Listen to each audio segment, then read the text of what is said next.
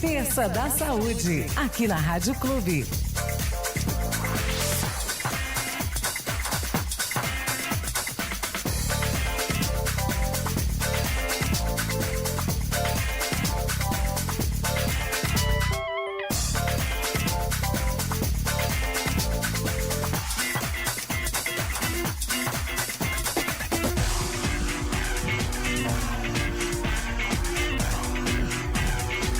Muito bem, está no ar mais uma edição aqui do nosso Terça da Saúde pela sua Clube FM, uma parceria sempre da Clube FM com a farmácia de manipulação Fórmula Certa. E hoje vamos falar um pouquinho aqui no nosso programa sobre o bruxismo e as dores de cabeça e do pescoço. Recebendo aqui mais uma vez nos estúdios da Clube o fisioterapeuta Dr. Luiz Henrique Gomes Santos. Primeiramente, um bom dia especial para minha colega, a Natália. Oi, Natália, bom dia, tudo bem? Bom dia, Henrique, bom dia, ouvintes da Clube. Mais uma terça se iniciando, primeira terça de agosto. Sim, verdade, né? Iniciamos aí o mês de agosto e vamos falar de saúde, né? Pois é.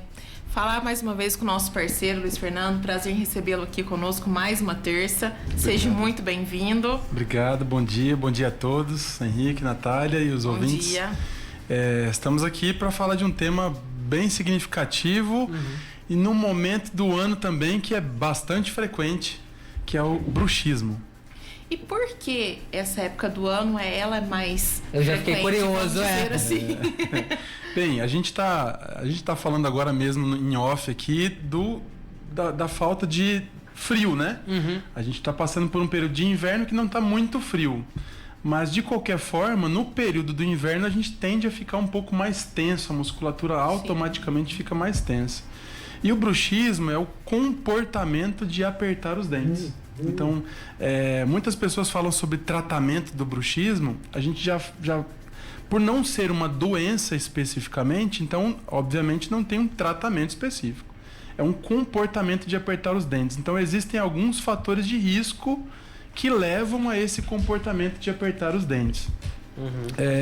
Eu acho que todo mundo conhece pessoas que têm bruxismo, Sim. né?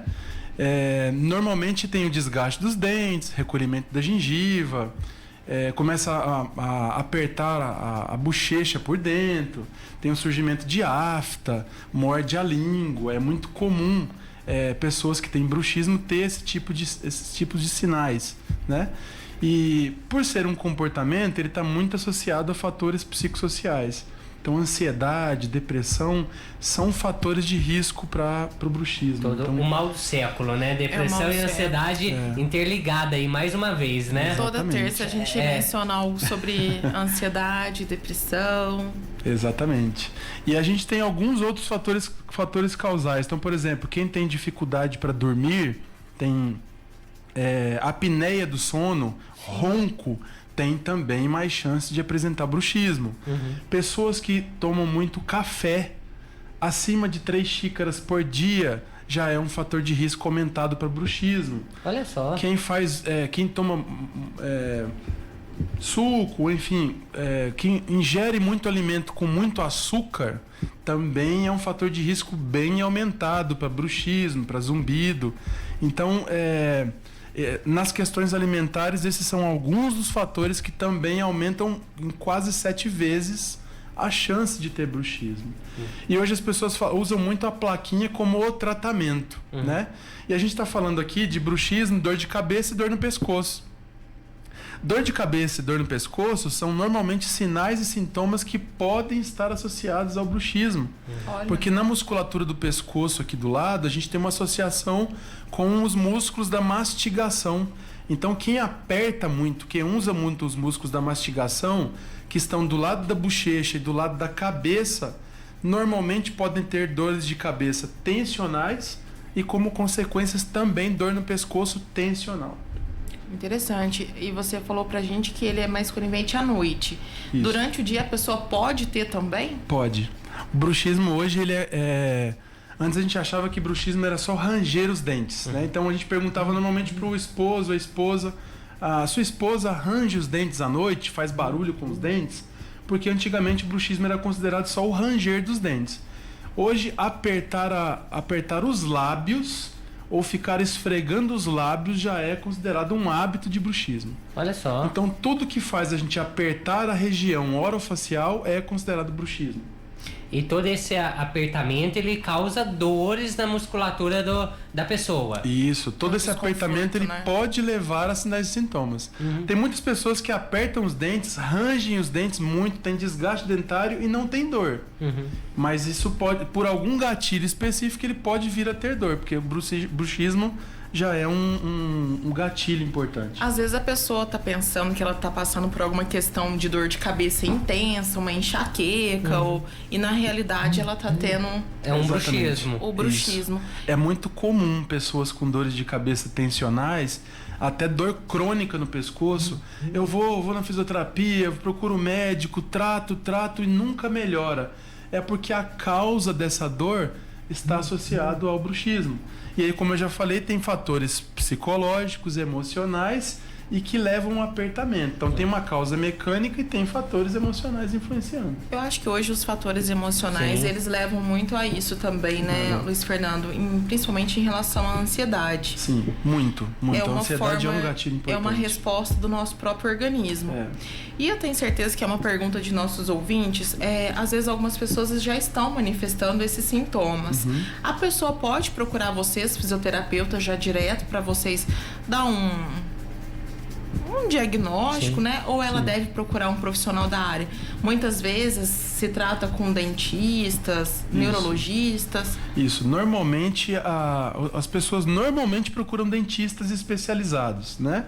São pouquíssimos profissionais especializados. E a gente aqui em Guaxupé também, nós também estamos nessa gama de poucos profissionais, né? Então, hoje nós temos em Guaxupé, lá no Instituto, né? Eu sou especialista nessa área de cabeça e pescoço e tem um dentista na cidade. Então, na região inteira, a gente tem poucos profissionais especializados.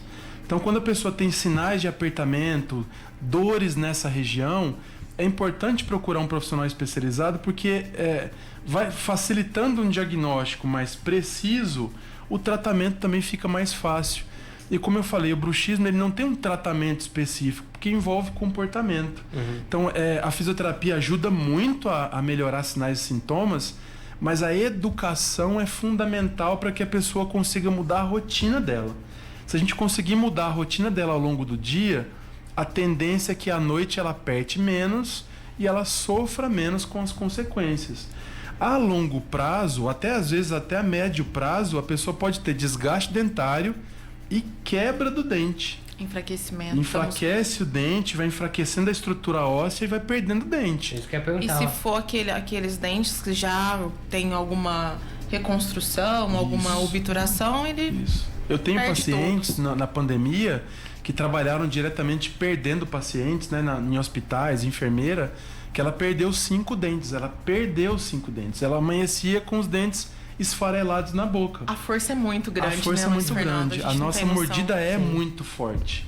E aí ela tentou colocar implante e ela não conseguia porque ela apertava. Musculatura. Então ela colocava o implante, apertava, perdia o implante à noite. Nossa. Então, Tem que tratar o comportamento, né? exatamente. Se a gente É o não conseguir comportamento. melhorar o comportamento ao longo do dia, os hábitos, a tendência é que isso não passe, isso vai virando um ciclo vicioso e vai piorando cada vez mais os sinais, sintomas e todas as consequências, né? E doutor Luiz Henrique, quais dicas assim mais básicas a gente pode deixar aí para a população, para quem está nos Isso. escutando nesse momento, quanto ao bruxismo? O pessoal que está aí ouvindo, identificou que está com sinais aí do bruxismo. O correto, obviamente, é procurar um especialista. Mas quais dicas aí no dia a dia pode ajudar a população? Ótimo, Henrique. Isso foi um gancho importante.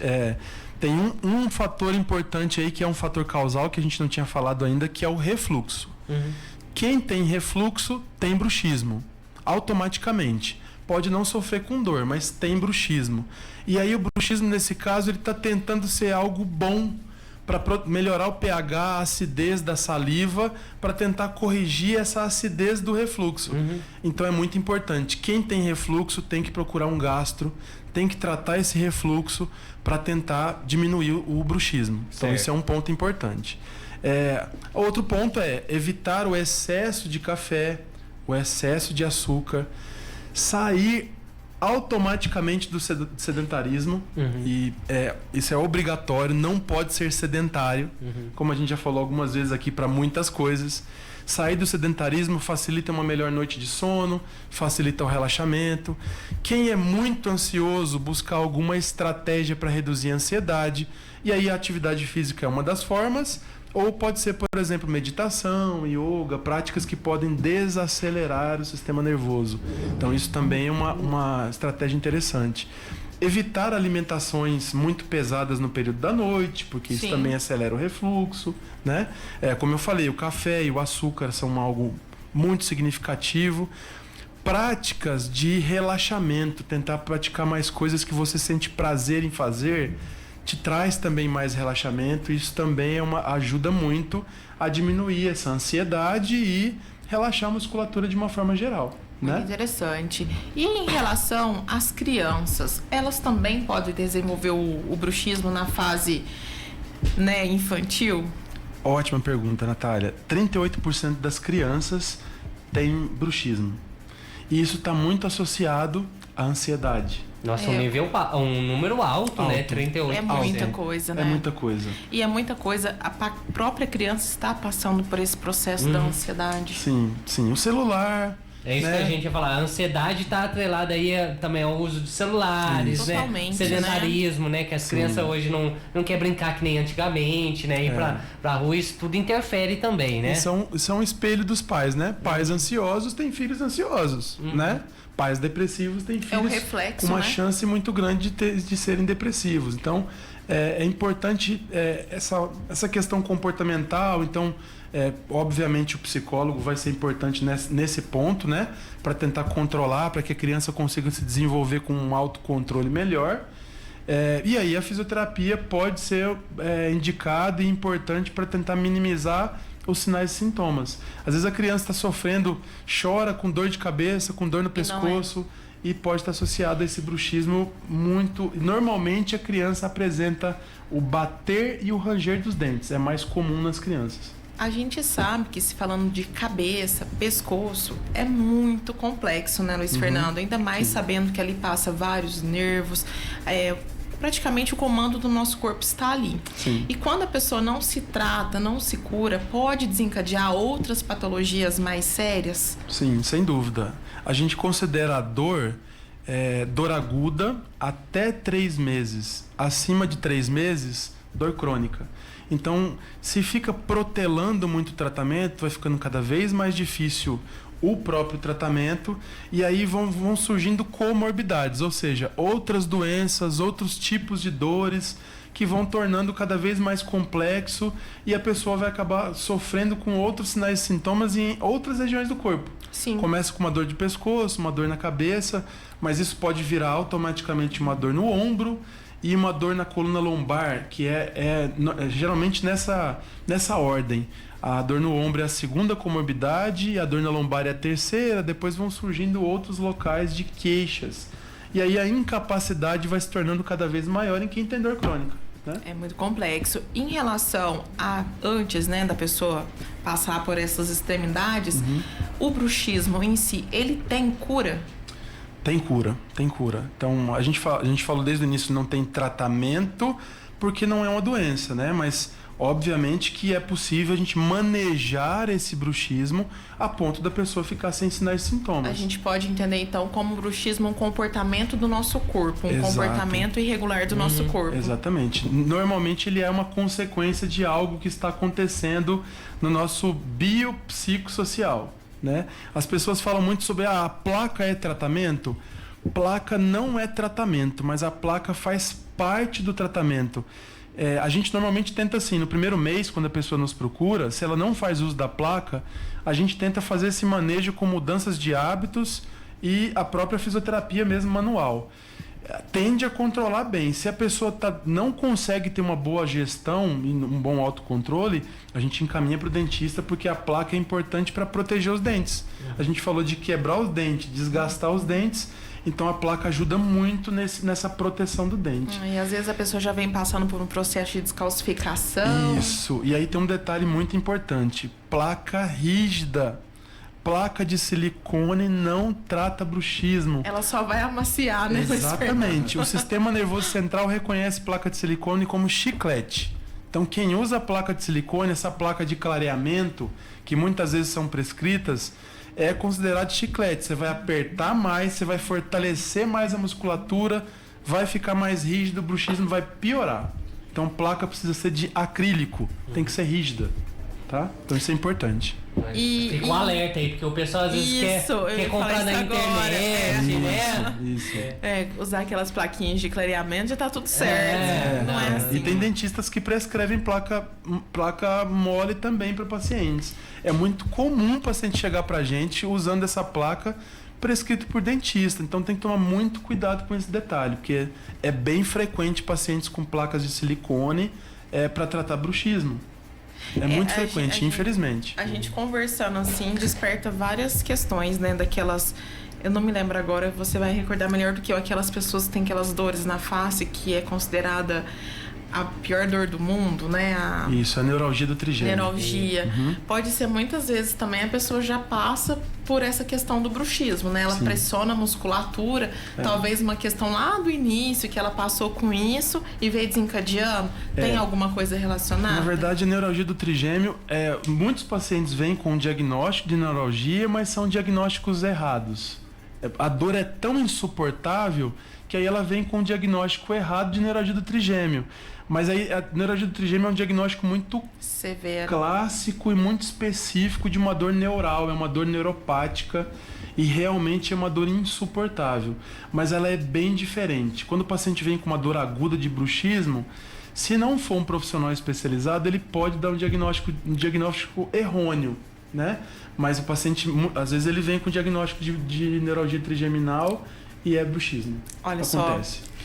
Eu tava lendo sobre isso antes de vir pra cá, por isso que eu lhe perguntei, porque hoje a gente tá acompanhando algumas questões no Instagram sobre essa patologia e é confundido mesmo, né? As pessoas confundem. E a gente tem um caso aqui perto, né? Em Alfenas, né? Tem uma mineira que tá tratando ali em Alfenas, né? Sobre isso. Graças a Deus ali tá tendo um tratamento, parece que tá tendo sucesso o tratamento dela, melhor, né? Exatamente. A neuralgia do trigêmeo vai ter uma alteração sensorial, então a pessoa tem uma hipersensibilidade, então tem alguns diagnósticos diferenciais, inclusive o dente fica hipersensível e uma M-face também muito sensível. No bruxismo, o bruxismo já é bem diferente, O bruxismo já é uma força de tração ali, né? Mas tem pessoas que acabam, às vezes, como a gente chama de catastrofização, elas catastrofizam a dor e aí a dor também se torna uma dor insuportável e que pode gerar um diagnóstico confusional, né, de neuralgia do trigêmeo. É o que a gente sempre fala aqui, né, Luiz Fernando? A gente sempre menciona aqui com as pessoas, sempre procura o profissional da saúde, o melhor para solucionar o seu problema, nunca se automedique por conta própria, porque às vezes a gente se trata de uma coisa e na verdade é outra, né? E muitas vezes não basta só uma medicação e sim comportamento, como você disse. A gente tem que tratar, assim, primeiramente o nosso psicológico e entender que a gente precisa, né, de um autocontrole no nosso organismo. Sem dúvida. É muito importante, nos primeiros sinais e sintomas, tá percebendo que não está conseguindo controlar, não consegue ter um autocontrole, precisa procurar um profissional especializado, seja ele dentista, o fisioterapeuta, um médico, normalmente neurologista, para tentar fazer um manejo mais especializado, controlado, e de um profissional que tenha um conhecimento específico sobre isso. Senão a tendência é realmente virar uma dor crônica. É isso aí. O Instituto sempre presente aqui com a gente. Dr. Luiz Henrique, é um prazer mais uma terça recebê-lo aqui conosco. Eu que agradeço. Deixa o endereço pra gente, né, Henrique? Isso. A gente fica localizado na Francisco Ribeiro do Vale, 174, e o nosso telefone é 3551-7389. A gente vai estar lá à disposição para as dúvidas, para informações e para o atendimento, a avaliação e os atendimentos. Muito obrigado, Dr. Luiz Henrique, mais uma vez. O pessoal aí do Instituto Sul Mineiro de Cabeça e Pescoço sempre atendendo prontamente aí aqui o nosso convite na Clube FM, na Farmácia Fórmula Certa. Obrigado, Natália. Um abraço lá para toda a equipe. Obrigado, meu amigo. Até mais. Até a próxima semana. A Rádio Clube apresentou Terça da Saúde. Você está ouvindo Manhã na Clube.